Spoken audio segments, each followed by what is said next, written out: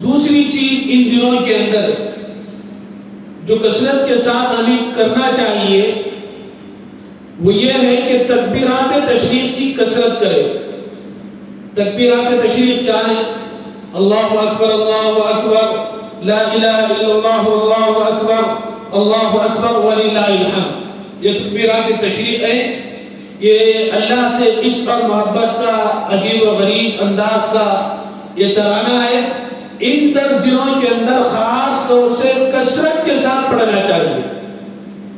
چلتے پھرتے اٹھتے بیٹھتے مسجدوں میں دکانوں میں مکانوں میں ہر جگہ پر. ایک بہت بڑی غلط فہمی یہ ہے کہ لوگ سمجھتے ہیں کہ یہ تکبیرات تشریق جو میں نے پڑھی ہے اللہ اکبر یہ 9 ذی الحجہ سے شروع ہو کر 13 ذی الحجہ کی اصل کو ختم ہو جاتی ہے. ایسا نہیں ہے. ان 5 دنوں میں ہر فرض نماز کے بعد 1 مرتبہ پڑھنا واجب ہے. وہ تو کسی بھی حال میں پڑھنا ہی ہے.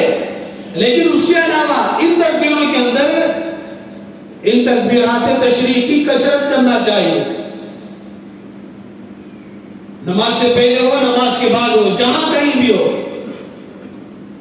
حدیث میں آتا ہے ابن عمر رضی اللہ تعالیٰ اور حضرت ابو ہریرہ رضی اللہ تعالیٰ جب ذی الحجہ کا چاند نظر آتا ان 10 دنوں کے اندر سمجھ میں آ رہی بات یعنی عید سے ایک دن عید کا دن ملا کر 10 دن ان دنوں کے اندر بازار میں جاتے اور مستقل تکبیرات پڑھا کرتے تھے.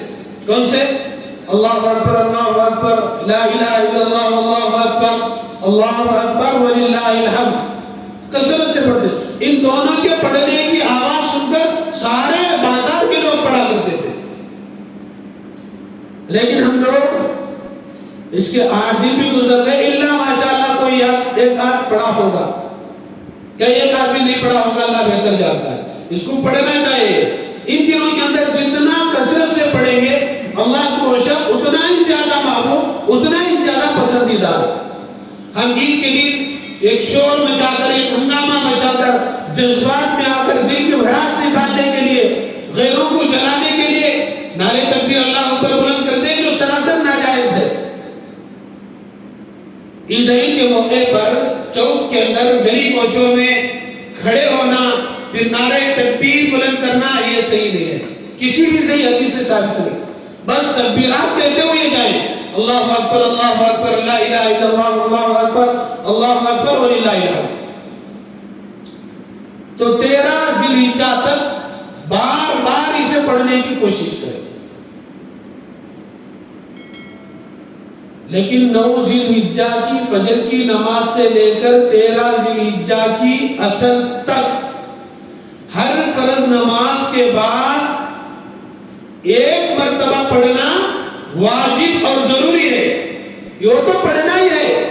اس کے علاوہ میں گریوی کی بات کر رہا ہوں. اس کے علاوہ ایسے ہی پڑھنا چاہیے. پڑھیں گے تو بہت اچھا ہے. لیکن ان 5 دنوں میں 9 ذی الحجہ کب ہے؟ 8 دن بعد کل ہے. 10 ذی الحجہ کو عید ہوتی ہے تو کل فجر کی نماز سے لے کر 9 ذی الحجہ کی عصر سے لے کر 13 ذی الحجہ کی عصر کی نماز کے بعد تک عصر کی نماز کے بعد بھی پڑھنا اس دن یہ کیا ہے؟ پڑھنا واجب اور ضروری ہے. چاہے آپ جماعت کے ساتھ نماز پڑھیں چاہے آپ اکیلے میں نماز پڑھیں. مرد ہو یا عورت ہو. عورتیں آہستہ پڑھیں گی مرد حضرات بلند آواز سے پڑھیں گے. فرض نماز کے بعد سب مل کر بلند آواز سے پڑھیں گے. کسی کی جماعت چھوٹ گئی 1 رکعت چھوٹی 2 رکعت چھوٹی یا مستقل جماعت ہی چھوٹ گئی وہ الگ سے نماز پڑھے گا. اپنی نماز پڑھنے کے بعد 1 مرتبہ پڑھنا واجب ہے. نہیں پڑھے گا تو گنہگار ہوگا. اور اگر کوئی بھول جاتا ہے کوئی ایک یاد بھی دلانا. بعد مرتبہ باہر جب کیا تکبیر پڑھے نہیں ارے یاد تھا تو بولے کہ نہیں. تو اس لیے اگر موزن یہ کیا ضروری نہیں امام صاحب بیچ پڑھنا موزن صاحب بیچ نہیں جسے یاد ہے فوراً پڑھنا شروع کر دو. سب کے اوپر واجب ہے. ایسا نہیں کہ صرف امام اور مؤذن کے اوپر واجب ہے دوسرے پڑھیں گے تو بھی کام چلے گا نہیں پڑھیں گے تو بھی کام چلے گا ایسا مسئلہ نہیں. سب کے لیے پڑھنا ضروری ہے. تو آپ لوگوں سے بھی درخواست ہے جمعہ کی نماز کے بعد جانے کے بعد اپنے گھر کے مستورات کو بدلا دے. دیکھو یہ بہت کائنات کے سب سے بہترین دن بلکہ رمضان سے بھی بہترین دن اللہ نے فرمایا. قرآن میں اس کی قسم کھائی گئی ہے. تو ہم اتنی ہی ہمارے دلوں کے اندر اہمیت ہونا چاہیے جتنی اللہ نے بتایا ہے. اس لیے گھروں میں جانے کے بعد گھر میں ماں بہنوں کو مستورات کو بتائے کہ ہفتے کی فجر کی نماز سے لے کر ہفتہ اتوار پیر منگل چہارشنبہ کی عصر کی نماز کے بعد تک ہر فرض نماز کے بعد ایک مرتبہ پڑھنا ضروری ہے. مرد حضرات گھروں مسجد میں آتے کوئی یہ بھول جاتا ہے تو کوئی یاد دلا دیتا ہے. مستورات تنہا تنہا اپنے گھروں میں نماز پڑھتی ہیں تو ان کے لیے ضروری ہے کسی ایک چیز پر یہ لکھ کر جہاں پر وہ نماز پڑھتے ہیں یا نماز کی روم ہے وہاں پر رکھ لے تاکہ نماز پڑھنے کے بعد اس پر جب نظر پڑے گی آٹومیٹک خیال آ جائے. اگر نماز کے بعد بھول گئے لیکن جیسے ہی یاد آتا ہے اس کو ایک مرتبہ پڑھنا ضروری ہے واجب ہے. اور ان خیالات کے ساتھ اور معنی کے استحضار کے ساتھ پڑھے. اللہ اکبر اللہ اکبر. اللہ سب سے بڑا ہے. سب سے بڑا کون ہے؟ نہ میں نہ میرا کاروبار نہ میرا بزنس میرا دکان نہ میرا مکان نہ حکومت نہ سلطنت.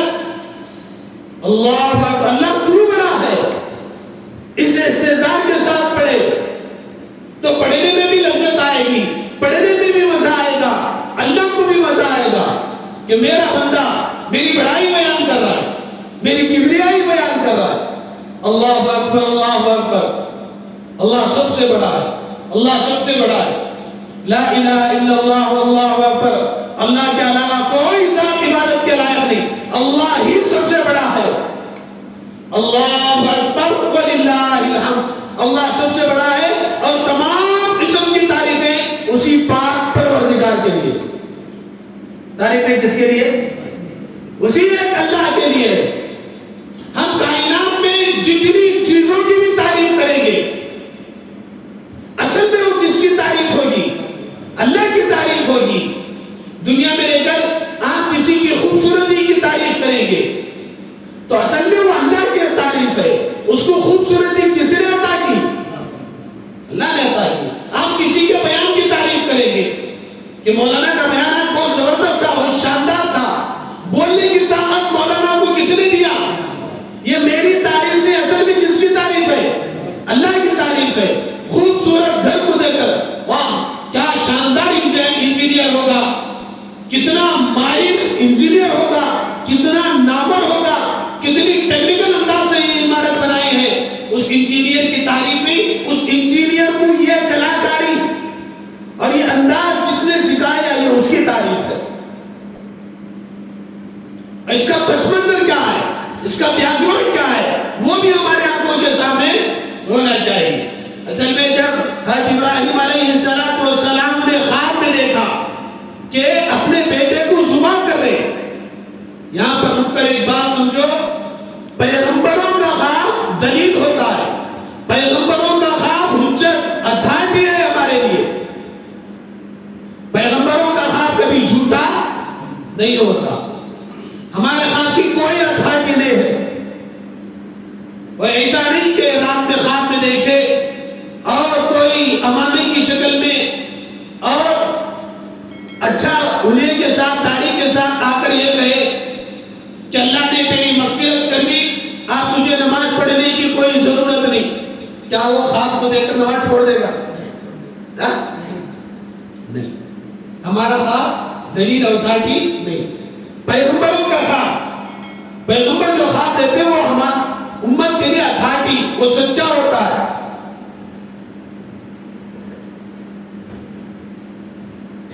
تو ابراہیم علیہ السلام نے خواب میں دیکھا کہ اپنے بیٹے کو ذبح کر رہے. دیکھو اصل قربانی کی روح کیا ہے قربانی کی اسپرٹ کیا ہے.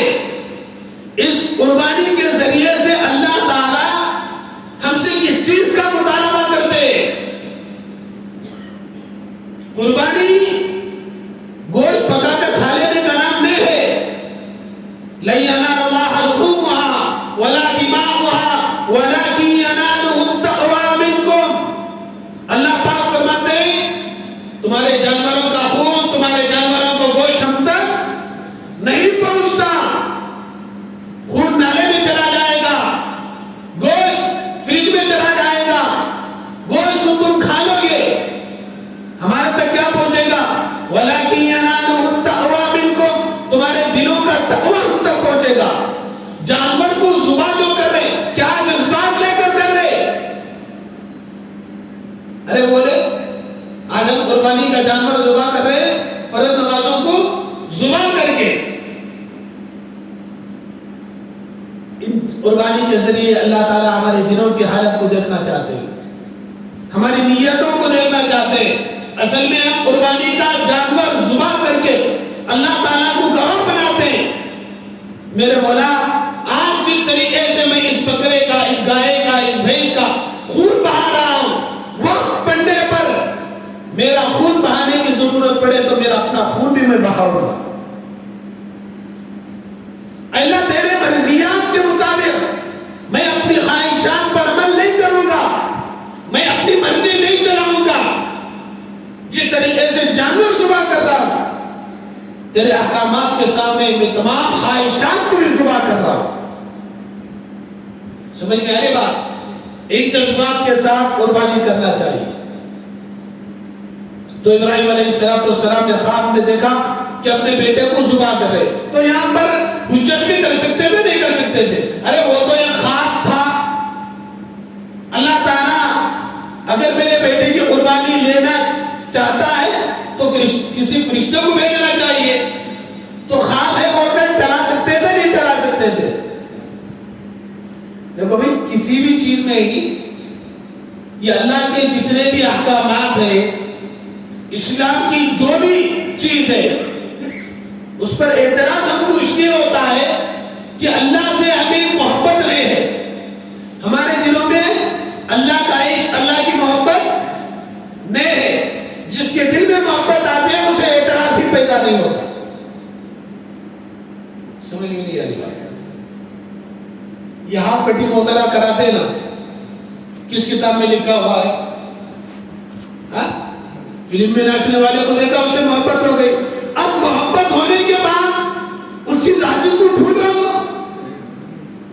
ارے بولو، اس کی راضی کو ڈھونڈتا ہی نہیں.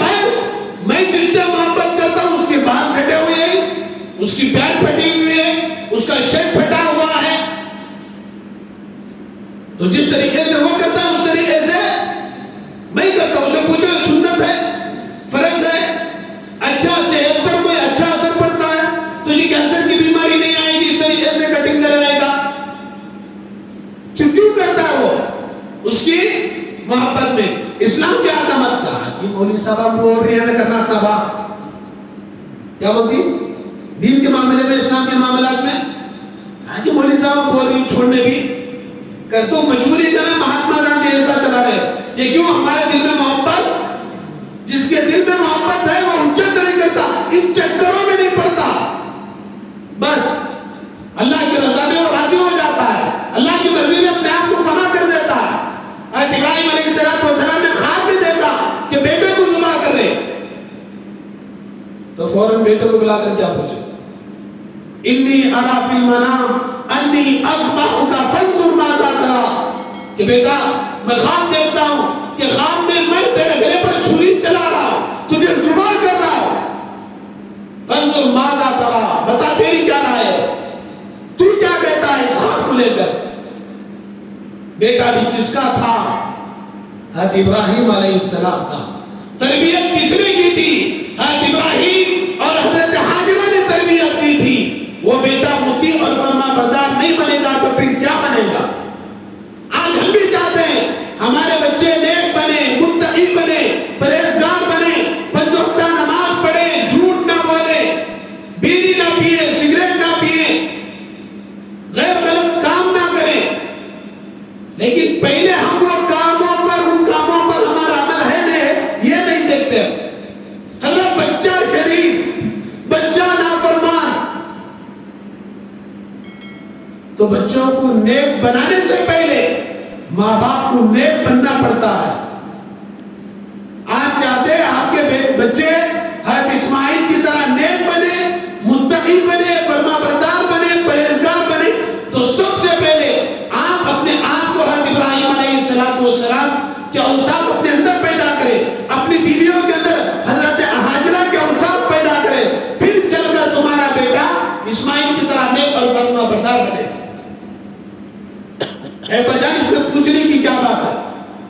فانظر ماذا ترى, جو خواب آپ نے دیکھا کل گزریے, ستجدنی انشاءاللہ من الصابرین, آپ مجھے صبر کرنے والوں میں سے پائیں گے, معاملہ کرنے والوں میں سے نہیں, شور مچانے والوں میں سے نہیں, گلا شکوہ کرنے والوں میں سے نہیں. اے ابا جان, خواب میں آپ نے دیکھا کہ میرے گلے پر چھری چلا رہے, دیر کس بات کی, حکم پروردگار کا ہے, کل گزریے, ستجدنی انشاءاللہ من الصابرین, آپ مجھے صبر کرنے والوں میں سے پائیں گے. حضرت ابراہیم علیہ السلام, آج ہم قربانی کے جانور ذبح کر رہے, اللہ کے لیے سوچو اس کے پیچھے اللہ تعالیٰ کیا مقصد چھپا رکھا, اس سے ہم سے کیا چاہتے. ہر باپ کو اپنے بچے سے محبت ہوتی نہیں ہوتی, بچہ بیمار ہو جائے کتنا تڑپتے, کتنا مچلتے. حضرت ابراہیم علیہ السلام کو 86 سال کی عمر میں بیٹا ملا ہے. کتنی سال کی عمر میں؟ شادی کے بعد سے مسلسل اللہ تعالیٰ سے مانگتے رہے, بڑھاپے کی حالت میں ایک لاٹھی بن کر اللہ تعالیٰ نے اولاد عطا فرمائی, تو پھر اللہ تعالیٰ کیا چاہ رہے ہیں, اس بیٹے کو ذبح کرو. اب باپ کا سہارا کون ہے کوئی؟ وہی سہارا نہیں.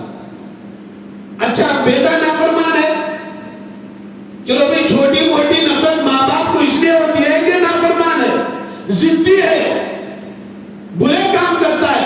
بیٹا ایسا بھی تو نہیں نا جو مطیع اور فرما بردار بیٹا ہو, اور مانگ کر ملا ہو, تڑپنے کے بعد ملا ہو, بلکنے کے بعد ملا ہو, آنسوؤں کے بہانے کے بعد ملا ہو, بڑھاپے کی حالت میں ملا ہو, اور وہ مطیع اور فرما بردار بیٹا ہو, تو ظاہر سی بات ہے کہ باپ کے دل میں بیٹے کی محبت اور زیادہ پیدا ہو جاتی ہے.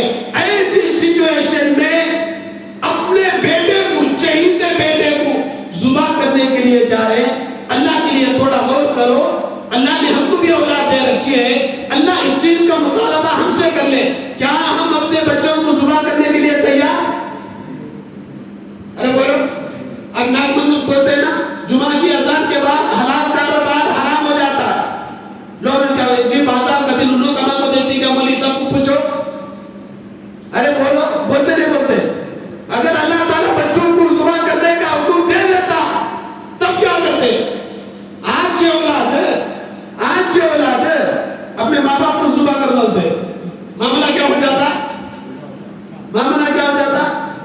بہت سارے گھروں میں لڑائی جھگڑے اللہ کی قسم اس لیے نہیں ہوتے, ماں باپ بچوں کی گالیاں سن کر سہم جاتے, زبان پر تالا ڈال لیتے, اپنی عزت کو اپنے گھر کے اندر دفن کرنا چاہتے, ورنہ اللہ کی قسم ہر گھر سے چیخ و پکار کی آواز سنائی دے گی. ایسی نافرمان اولاد کو ہم نے جنم دے دیا. نہیں بناتے اپنے بچوں کو دیندار, سب کچھ مرتے ہیں ماں باپ شروع ہی سے. ارے بچے کے نام پر یہ کرو, بچی کے نام پر وہ کرو, ارے اسے نیک بنایا,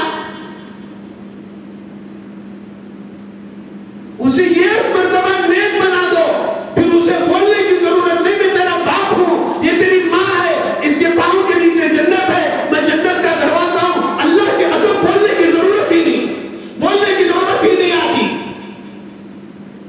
اسے ایک مرتبہ نیک بنا دو. اب لوگ کیا چاہتے ہیں, اپنے بچوں کو نیک اس لیے بنانا چاہتے ہیں کہ وہ میرا فرما بردار بنے. جوتیاں کھانے کے بعد میں سمجھ میں بات, اس میں دونوں کی غلطی ہے صاحب. صرف بچوں کو قصوروار ہم ٹھہرا نہیں سکتے, صرف بچوں کو قصوروار نہیں ٹھہرا سکتے. بچوں کی تربیت ہم نے کیا کی, ہمارا حق تھا بچوں کو دین تعلیم دلاتے, ہم نے نہیں دلائی. آج ہماری نافرمانی نہیں کریں گے تو پھر کیا کریں گے؟ یہ ہماری ذمہ داری ہے. آج میں بولتا ہوں نا، اگر کوئی اپنے بچے کو جماعت میں بھیجنا چاہتا ہے تو مجبوری کا نام مہاتما گاندھی کی بنیاد پر بھیجتا ہے. ہیں بہت سارے چلو دین کا کام کرے، ہاں اللہ کے دین کو پھیلائے، بہت کم لوگ، بہت سارے لوگ اپنے جان جوان بچوں کو جو جماعت میں بھیجتے ہیں، کس لیے بھیجتے ہیں؟ ارے صاحب اوپن بتو، انہیں بات کس مانتا نہیں حضرت، ذرا جماعت کو لے لو جو ہماری بات مان کر چلنا ہی نہیں. تو ایسی سچویشن میں بھی اللہ کی مان کر چلے، اس سے مطلب دیندار بنے تاکہ کس کے کام آئے؟ ہمارے کام آئے. دیندار بنے تاکہ ہماری بات مانے. چھوڑو اس کو، اس کی فکر کرو وہ اللہ کی بات مانے. اللہ کی بات مانے گا آٹومیٹک تمہاری بات بھی مانے گا. بہت مشکل.